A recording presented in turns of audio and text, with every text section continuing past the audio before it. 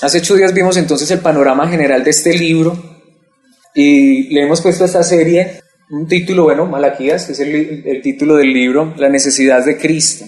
Y solamente quiero dar un repaso en un minuto. Estábamos viendo en Malaquías que es el último libro de la Biblia. Israel, muchos años atrás, fue exiliado, ahora ha vuelto de nuevo a su tierra, a pesar de que habían fallado, entonces Dios los corrigió, pero ahora regresan a su tierra, pero ahora son peor que antes. Entonces estábamos viendo hace 8 días que no necesitamos oportunidades, porque cuantas oportunidades Dios nos dé, las agotamos. Dios le dio una y otra oportunidad a Israel y nunca pudo. Y termina el Antiguo Testamento mostrando eso. De hecho, un Israel perverso, un Israel más malvado que nunca. Entonces, ¿para qué otra oportunidad? De hecho, eso es lo que quería Dios demostrar, que el hombre no puede, que el hombre no es capaz. ¿Para qué oportunidades? Ahora Dios dice, les quiero mostrar la solución, yo mismo soy el que voy a actuar. Y ahí es donde llega el Nuevo Testamento con Jesucristo, Dios mismo obrando. Ese es el Evangelio, hermanos. Inténtalo por tus propias fuerzas y vas a ver como Israel. De hecho, entre más te esfuerzas, más caes hasta que llegas a lo profundo. Pero cuando tú descansas en que Dios mismo ha prometido hacerlo, te das cuenta que Él lo hace perfecto. Lo decía hace 8 días. Israel no pudo ni una, ni otra, ni cuantas veces Dios lo pusiera a que escogiera el bien. Pero cuando Dios actuó, lo hizo a la primera. Porque ese es nuestro Dios, suficiente, todopoderoso. Ahora, Dios ha hecho todo esto para mostrarnos, como lo veíamos hace 8 días, su amor, su gracia, su misericordia, que Él es todopoderoso y que nosotros no podemos, que somos débiles, incapaces, insuficientes sin Él. Y uno de los primeros temas que veíamos hace 8 días, y les dije, cada uno de esos temas los vamos a ver a profundidad, es el tema que vamos a ver hoy. Entonces, como les decía, vamos a ir a los versículos,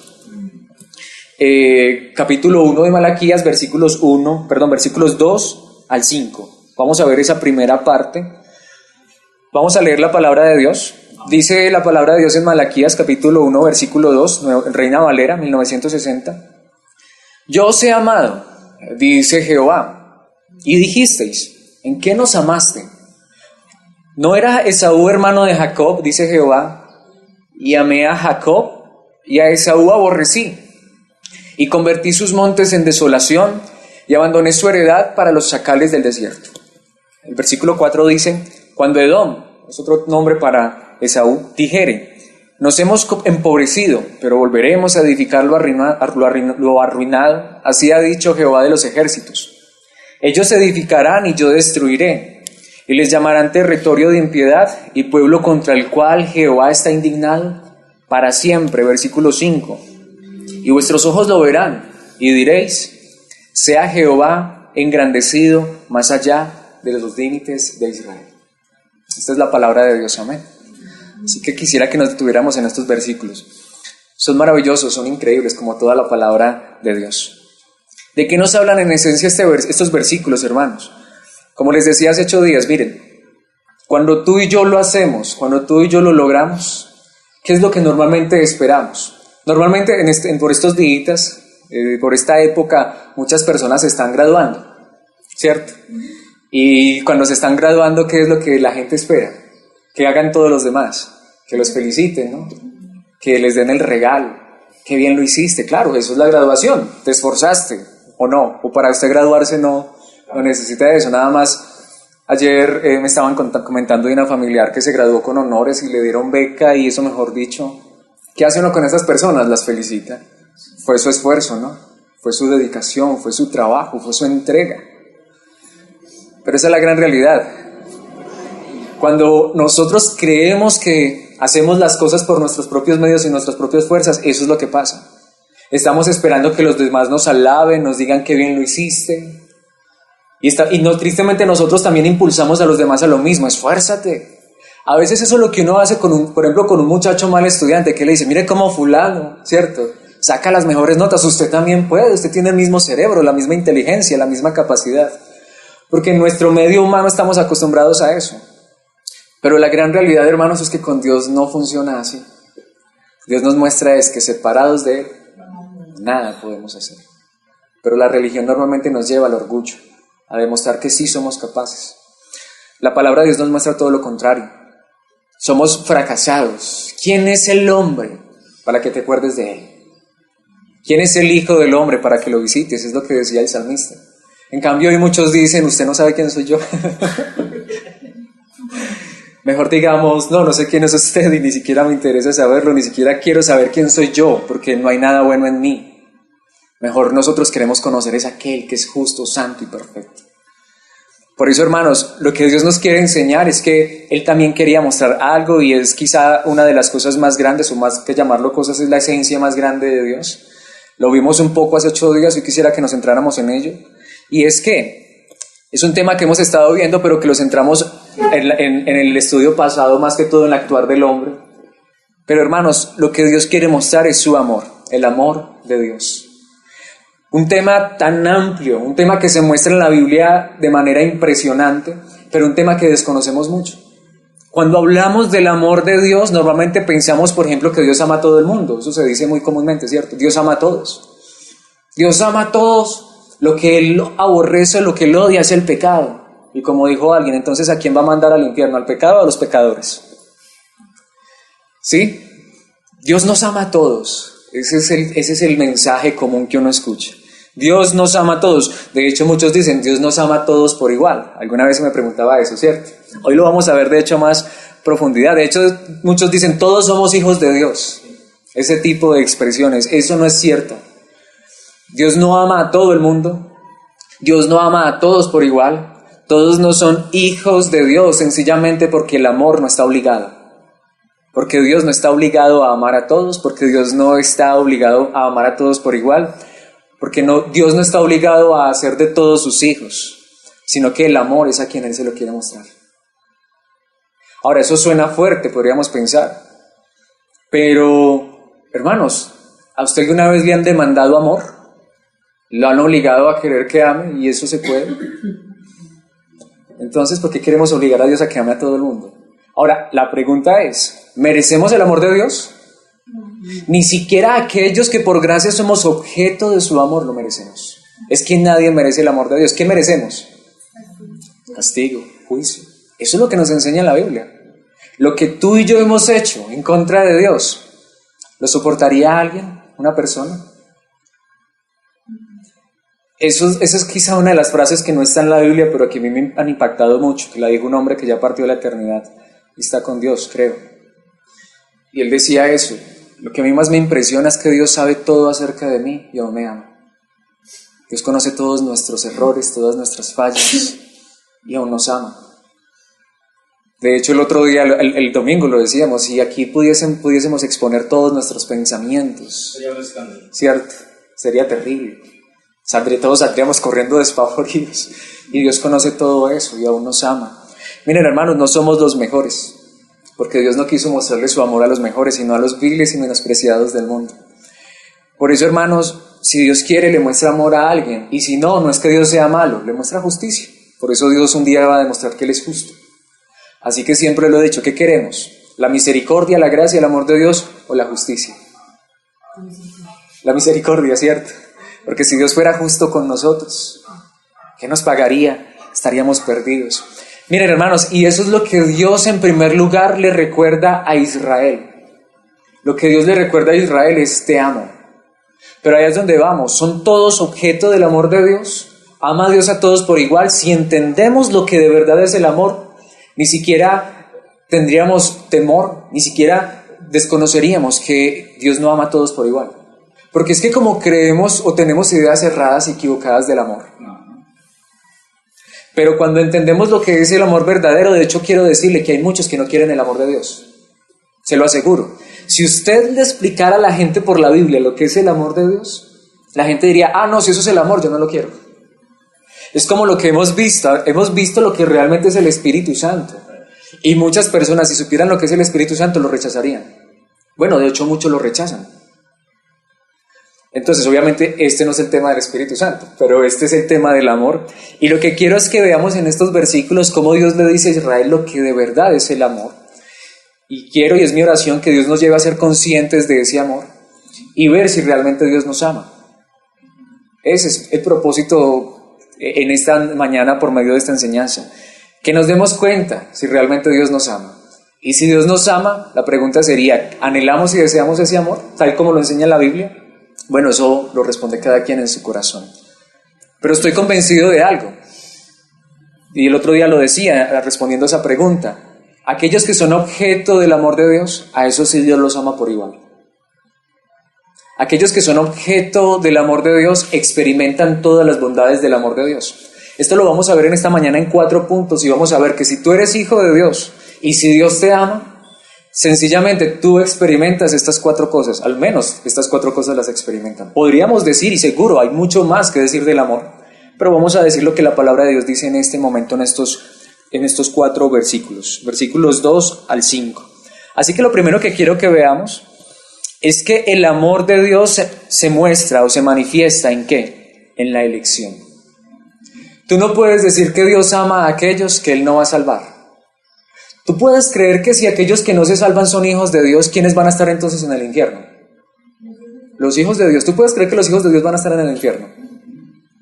Es que a veces desconocemos que la Biblia enseña que solamente hay 2 padres. Dios y el diablo. O somos hijos de Dios o somos hijos del diablo. Eso es lo que la Biblia enseña.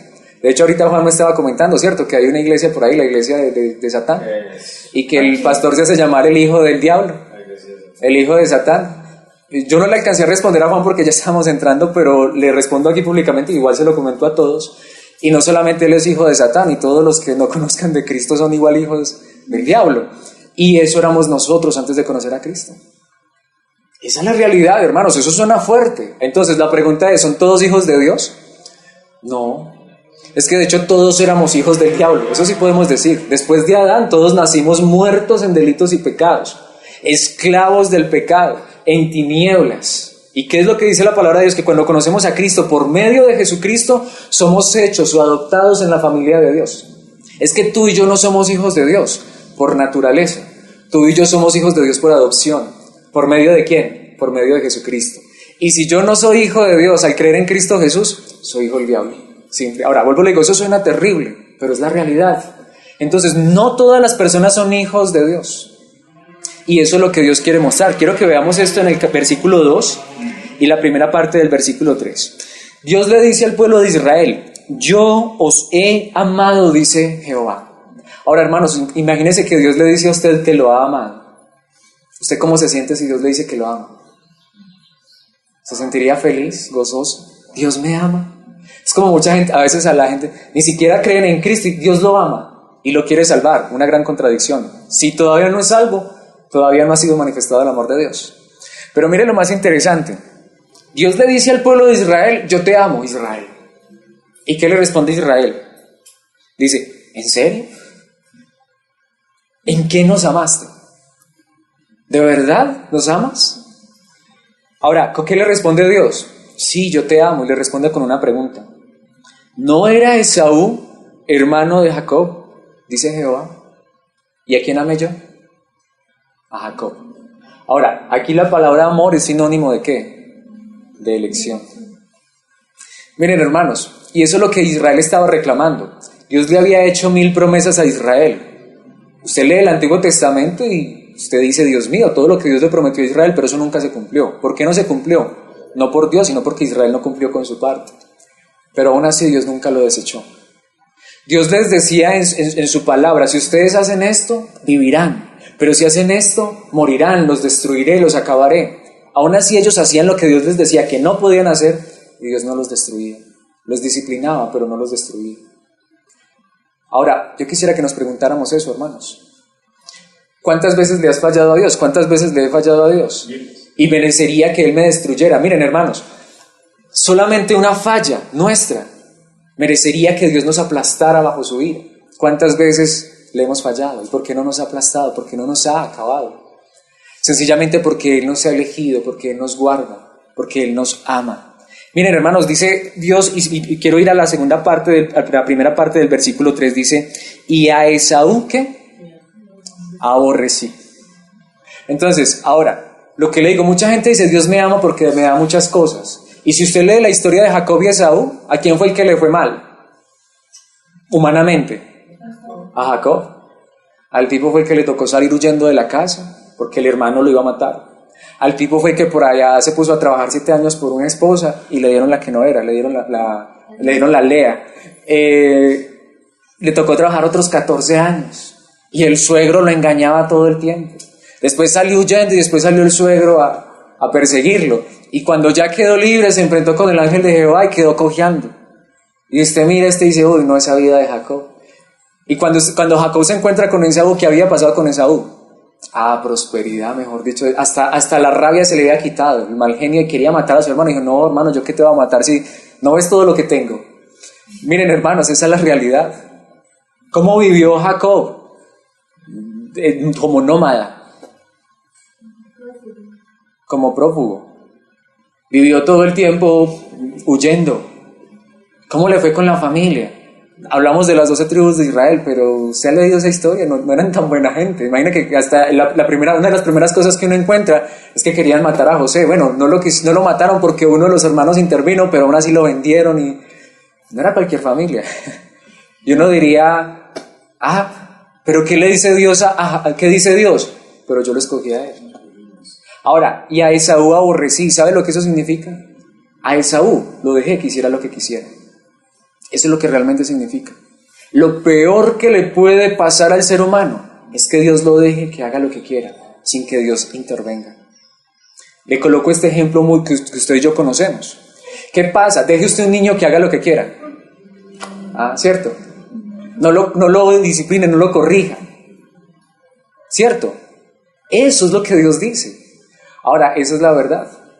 Lo que Dios dice es, Dios, si yo te elegí, tú vas a estar conmigo.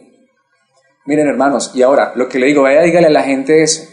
Es que el amor de Dios se manifiesta, es en que Él te va a escoger, pero Él te va a coger, te va a apretar, y te va a llevar a hacer lo que a Él le gusta, no lo que tú quieres.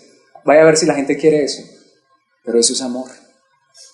Y eso es lo que Dios ha hecho con sus hijos. Y lo que Dios le está diciendo a Jacob, a Israel, lo que le está diciendo es, mira, yo pude haberte desechado y dejarte que hicieras lo que quisieras, pero te escogí. Y a pesar de que has fallado una y otra vez, estoy todavía contigo. Y todo eso que te ha pasado es porque te amo. Entonces vuelvo y le digo, hermanos, cuando miramos esto decimos, el amor de Dios es muy diferente como lo han pintado.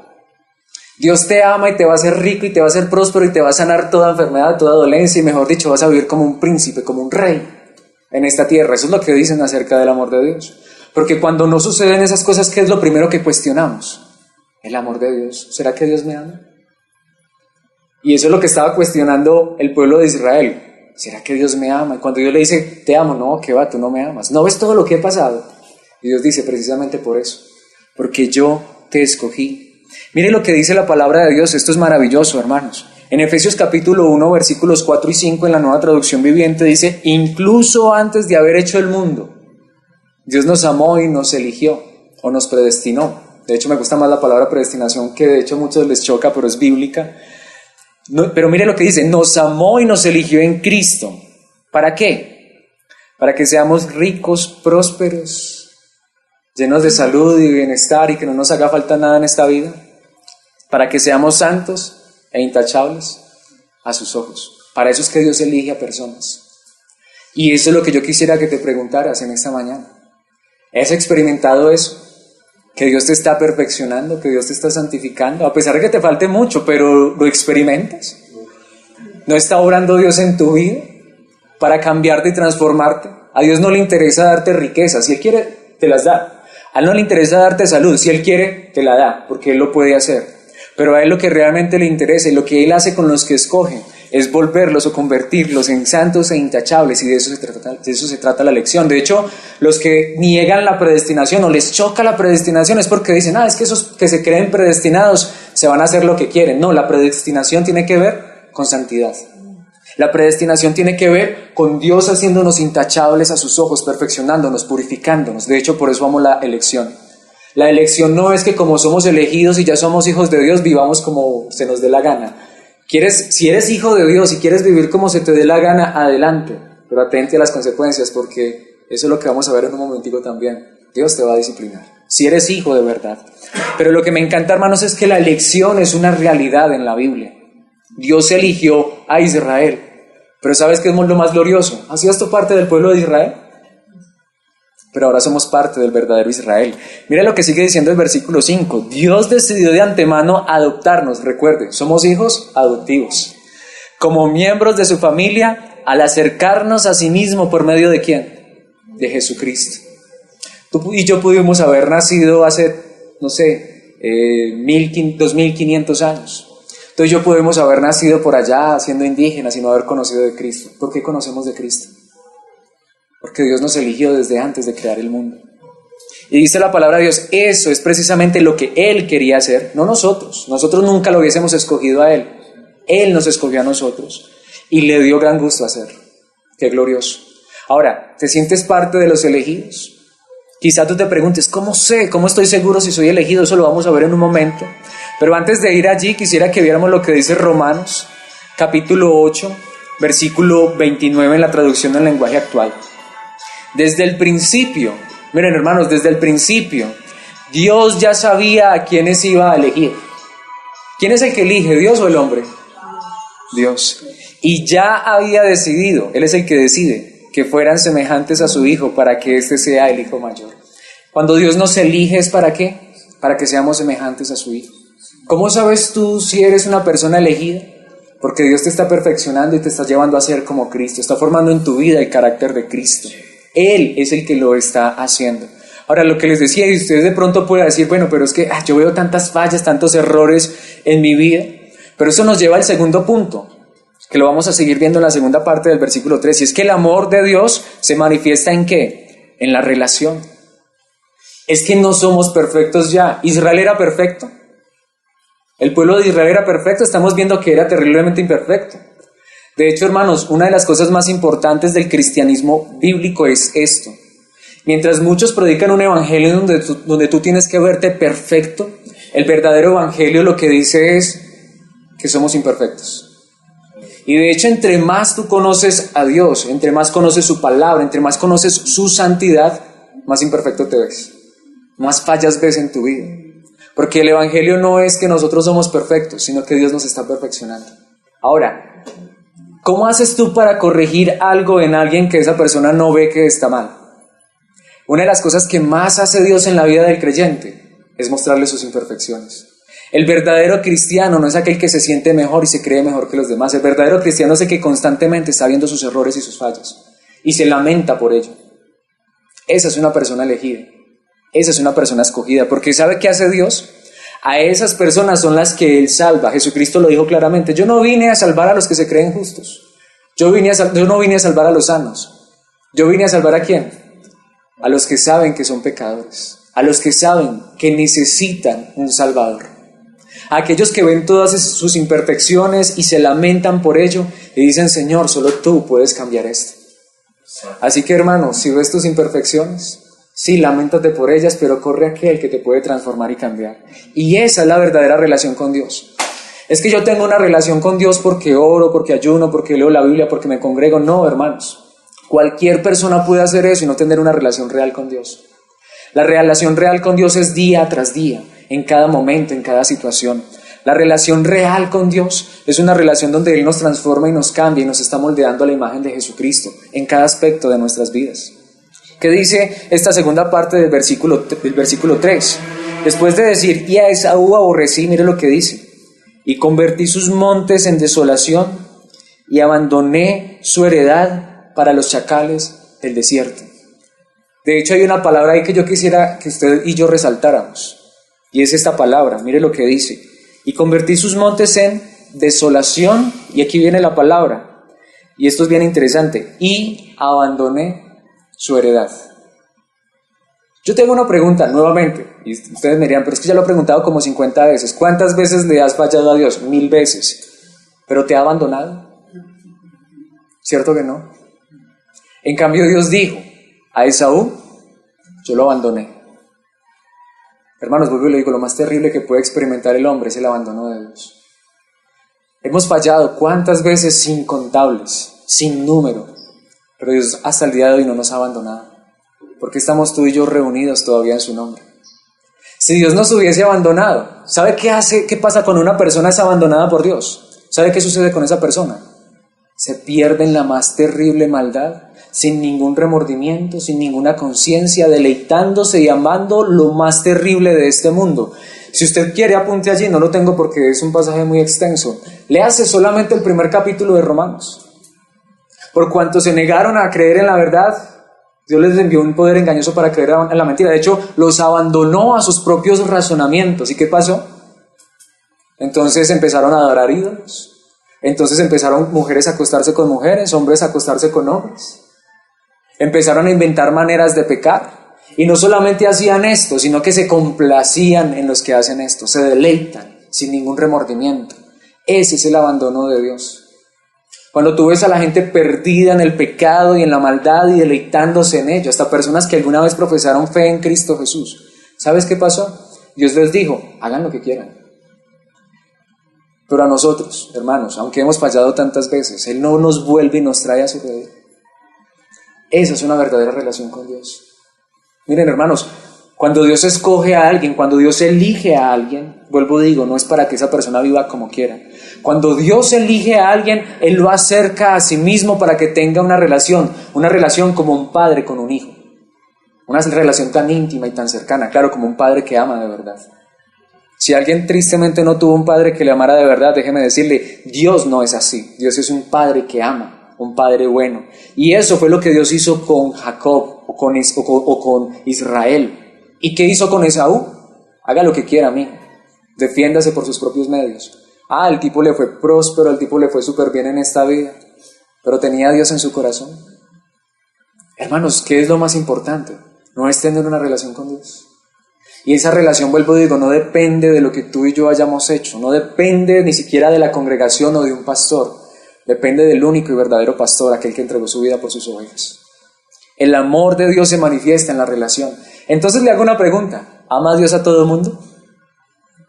Esa gente que está deleitándose y viviendo en el pecado y en la maldad, ¿realmente están experimentando el amor de Dios? Están experimentando el rechazo de Dios, están experimentando el abandono de Dios. Porque mire lo que dice la palabra de Dios en Isaías 43:2. Y se lo dice a su pueblo. En ese momento se lo dijo a Israel, y esta verdad es también para su iglesia, el verdadero Israel, el Israel espiritual de Dios.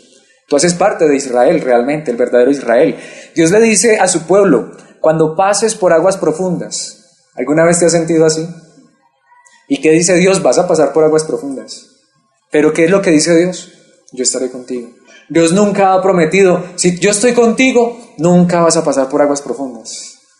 Dios dice, vas a pasar. Aunque seas mi hijo, vas a pasar por aguas profundas, pero yo estaré contigo. Hermano, si has pasado por dificultades y sigues confiando en Dios, es porque Él ha estado contigo y no te ha abandonado. Cuando pases por ríos de dificultad, ¿alguna vez se ha sentido usted así? No te ahogarás. Habrán ríos, pero no te ahogarás. Cuando pases por el fuego de la opresión, no te quemarás. Las llamas no te consumirán. ¿Por qué, hermanos? Porque somos muy fuertes, porque somos muy capaces, porque Dios dijo, yo estaré contigo. Y eso es lo que usted ve en la historia de Israel. Israel tuvo que pasar por ese tipo de situaciones una y otra vez. ¿Por qué? Porque Dios nunca los abandonó. Y ahora, no solamente el Antiguo Testamento, lo que dice el libro de Hebreos. Una de las cosas que a mí más me sorprende es que normalmente y muy comúnmente, de muy seguido, los hijos de Dios pasan problemas y dificultades con dinero. Se lo aseguro. Uno de los aspectos que más sufren los hijos de Dios es el aspecto económico. Usted no encuentra comúnmente muchos hijos de Dios ricos y sin necesidades económicas, todo lo contrario. Porque Dios no quiere que amemos el dinero. Porque Dios no quiere que nos aferremos a ello y no quiere que confiemos en ello, sino que confiemos en Él. No amen el dinero, dice Dios. Estén contentos con lo que tienen, pues Dios ha dicho, nunca te fallaré, jamás te abandonaré. ¿Cómo puede alguien decir entonces que si Dios te ama, Él te va a llenar los bolsillos de dinero? Olvídate. Ahora, Él te puede dar dinero, te lo aseguro que sí. Él es el dueño del oro y la plata. Pero eso no lo promete Dios en su palabra. Dios dice antes lo contrario, es que yo soy el que te voy a sostener. ¿Cuántas veces Dios te ha llevado a pasar necesidades económicas, pero te ha sostenido hasta el día de hoy? Para que confíes en Él, para que te des cuenta que nuestra seguridad no debe estar en el dinero. Eso mismo hizo Dios una y otra vez con Jacob, con el pueblo de Israel. Y con Esaú, lo que le prometió a Esaú es que te voy a abandonar, pero también un día te voy a destruir. A esa gente que está ahí haciendo el amor de Dios, abandonados, deleitándose y gozándose en el pecado, Dios les dice, allá ustedes, pero también un día los va a destruir. A nosotros, a pesar de que nos muela y a pesar de que pasemos dificultades en esta vida, hermanos, lo más glorioso es que un día, cuando Él venga a juzgar, no estaremos del lado de los que están juzgados, sino del lado de los que han sido perdonados. Entonces, hermanos, ¿son todos objeto del amor de Dios? Pero le hago una pregunta, ¿todos los hijos de Dios, indistintamente de la clase social, del color de piel, de la raza o del sexo, no experimentan todos el mismo amor? Si esto que en esta mañana yo estoy diciendo por medio de la palabra de Dios, de verdad es el amor de Dios, déjeme decirle, no hay un solo hijo de Dios que no experimente el verdadero amor de Dios. Porque todos los hijos de Dios han sido elegidos, todos los hijos de Dios han sido llevados a una relación con Dios, caminan con Dios. Y aquí viene el tercer punto, quizá el más interesante, que en algún momento lo hemos tocado. Y ahí es donde le digo, este quizás es el punto que más rechazan muchas personas, aún los hijos de Dios, porque el amor de Dios se manifiesta de manera muy especial ¿en qué? En la corrección. Te lo aseguro, si eres hijo de Dios, te lo puedo asegurar con todos los argumentos y veracidad, vas a experimentar corrección, disciplina. ¿Cierto? Entonces allá es donde vamos. ¿Cuántos quieren, por ejemplo, esto? Ahí es donde yo digo, ¿cuántos reciben esta palabra? ¿Sí? No fuera normal que tú fueras hijo de Dios, una hija de Dios, y Él no te disciplinara. Los verdaderos hijos de Dios fallarán, pero también tendrán que soportar la disciplina. Gran diferencia de los que no son hijos de Dios, ¿no? Ahora, y usted lo ve eso una y otra vez en la Biblia. Viene a mi mente, aunque hay muchos pasajes, ese famoso pasaje, el Salmo 73, ¿recuerdan? El Salmo de Asaf. El tipo empezó a mirar a la gente como prosperaba. Él dice, esos ricachones que se engordan y no les duele ni una muela. Y lo único que hacen es hacer males. Y yo estaba mirando todo eso y yo decía, no, yo me limpié en vano. Yo realmente vivir esto de obediencia, de santidad y cada día peor, no, ¿para qué hice yo esto? Pero ¿qué dice el salmista? Por poco se resbalaron mis pies. Por poco me voy hacia allá, hasta que entrando en el santuario de Dios comprendí el fin de ellos. Realmente los has puesto en deslizaderos. A esos que no sufren disciplina, a esos que no les duele una muela aunque hacen lo malo, Dios los puso en deslizaderos, Dios los abandonó. Porque al fin y al cabo, hermanos, ¿qué recibirán? En cambio, los hijos de Dios, hermanos, la disciplina sí que nos duele. Yo le puedo asegurar, si usted no ha sido disciplinado, no es hijo de Dios. Pero yo creo que usted puede decir todo lo contrario. ¿Cuántas veces me ha disciplinado Dios? ¿Cierto que sí? ¿Cuántas veces nos ha corregido? Y es que Dios lo ha dicho claramente. Ahorita lo vamos a ver, pero yo quisiera que viéramos lo que dice el versículo 4. Mire, el versículo 4. Cuando Edom dijere, nos hemos empobrecido. Ahora, ¿sabe qué es lo interesante? Es cuando ellos dijeren, nos hemos empobrecido, pero volveremos a edificar lo arruinado. Y mire, así ha dicho Jehová de los ejércitos, ellos edificarán y yo destruiré, y les llamarán territorio de impiedad. Ahora, hermanos, igual todo el mundo va a ser destruido, el malo también va a ser destruido, pero ¿sabe qué es lo más interesante? Dios dice, a ellos los van a llamar ¿cómo? ¿Territorio de qué? De impiedad. Es decir, Dios al que no es cristiano, igual ellos también se mueren, tarde o temprano. A ellos también les va mal, tarde o temprano. Pero ¿sabe qué es lo interesante? Pero ellos, ¿cómo los llaman? Territorio de impiedad. Ellos son impíos. En cambio, al cristiano, Dios lo corrige y lo muele, ¿para qué? Para que se aparte de la impiedad. O no es la verdad, o Dios nos corrige porque somos muy buenos. La disciplina de Dios llega porque nunca fallamos. ¿No llegas por lo contrario? Al que no es hijo de Dios, tarde o temprano le llega el juicio.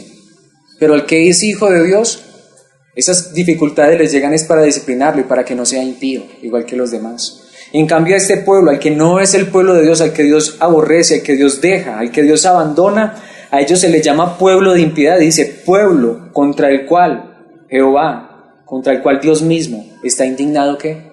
Para siempre. Miren, hermanos, la disciplina de Dios para con sus hijos, ese tiempo donde sentimos como que Dios está como enojado con nosotros, no es para siempre. Pero aquellos que no son hijos de Dios, esa ira es para siempre. Cuando llega la calamidad con esas personas, no hay esperanza. Distinto con nosotros. Aún en medio de la dificultad, si tú eres hijo de Dios, de hecho tú dices gracias Dios porque me disciplinas. Bueno, no es lo que dice la palabra de Dios, Salmo 94:12, nueva traducción viviente. Felices aquellos a quienes tú disciplinas. Señor, aquellos a los que les enseñas tus instrucciones. Hermanos, vuelvo y le digo, hemos fallado tantas veces, pero uno dice gracias Dios porque me has corregido, me has disciplinado. La corrección de amor, ¿no? Total. Ese es el verdadero amor. Entonces, miren, hermanos, no son todos los hijos de Dios partícipes de su amor, porque son partícipes de su disciplina, de su corrección. Ahora la pregunta es una forma de amor. Así es. ¿Cuántos quieren este amor? Vaya, dígale usted a la gente, muéstrele este amor. Dios te ama. Sí, ¿cuál es el amor de Dios? Él te va a corregir, te va a disciplinar y, no, yo no quiero eso. Tú te vas a ir a hacer el pecado, pero Él te va a coger y te va, como un padre a un hijo que quiere, lo va a coger y lo va a azotar. ¿Cuántos quieren los azotes de Dios? ¿Cuántos quieren la correa de Dios? Yo prefiero esa antes que el juicio de Dios. Porque mire lo que dice Hebreos 6, lo sabemos de memoria. Hebreos 12, versículos 6 y 7. Pues el Señor disciplina a los que ama y castiga a todo el que recibe como hijo. ¿Cierto que no sabemos ese versículo de memoria? Pero se nos olvida mucho, ¿cierto? Pero qué bueno que vuelvo digo que este sea los versículos que nos aprendemos de memoria. El Señor disciplina a los que ama y castiga a todo el que recibe como hijo. ¿Has experimentado disciplina de Dios? ¿Has experimentado castigo de Dios? Siéntete feliz, siéntete amado, porque Dios lo que ha hecho es corregirte para que no te vayas por el mal camino. De hecho, es una cita de Proverbios 3, 11 y 12. Este mismo pasaje está en Proverbios 3, 11 y 12. Y sigue diciendo el versículo 7. Al soportar esta disciplina divina, me encanta ese término, disciplina divina. De hecho, estaba pensando, para poner la iglesia así, la iglesia, disciplina divina. Recuerden que Dios los trata como a sus propios hijos. Entonces, ¿quiénes son los hijos de Dios? No viene nadie. No viene nadie. Cierto que ahí sí no, pero es un término bíblico. Ahí está, ahí tenemos ya una opción por si nos toca colocar título. No es que esté diciendo. Pare de sufrir. Bueno, pero si fuéramos más bíblicos sería iglesia, disciplina divina. Es lo que la Biblia dice. ¿Y sabe qué es lo que dice? Que cuando Dios nos disciplina, nos está tratando como a hijos. Ahora, ¿ha visto usted personas que Dios no las disciplina a pesar de su pecado y su maldad? Entonces son hijos de Dios. La Biblia dice que no. De hecho dice, ¿acaso alguien oyó hablar de un hijo que nunca fue disciplinado por su padre? Y tendríamos que decir, sí, yo sí he oído eso. Pero eso era en un contexto donde eso no existía, ¿cierto? No, siempre ha existido. Lo que la palabra de Dios está diciendo, realmente ustedes han oído de un padre que ama a su hijo, de un padre que realmente se preocupa por su hijo y no lo disciplina. De hecho, uno normalmente ve que esos padres que no disciplinan a sus hijos, uno que dice, qué mal padre, ¿no? Esos padres que no instruyen a sus hijos, que no los corrigen. De hecho, que dice, ni siquiera lo dice la palabra de Dios, pero ni siquiera lo dice solo la palabra de Dios. Aún la misma gente del mundo dice, qué pesar, ¿no? Cuando ven un niño de esos que no corrigen los padres, dicen, pobrecito, ¿qué será? ¿Qué va a ir a hacer de ese niño, cierto? Cierto, ahora, eso sería el mismo punto. Entonces, ¿Dios cómo va a dejar que sus hijos hagan lo que quieran? Hermanos, eso tiene que ver con la elección. Eso tiene que ver con la relación con Dios. Eso tiene que ver con el amor de Dios. Por eso el último punto que quiero que veamos para concluir, y es hermoso, es que entonces el amor de Dios se manifiesta, el amor de Dios se ve en la adoración. Y esto me encanta porque mire lo que dice la palabra de Dios, versículo 5. Dios le dice a Israel, y vuestros ojos lo verán, y diréis, sea Jehová engrandecido más allá de los límites de Israel.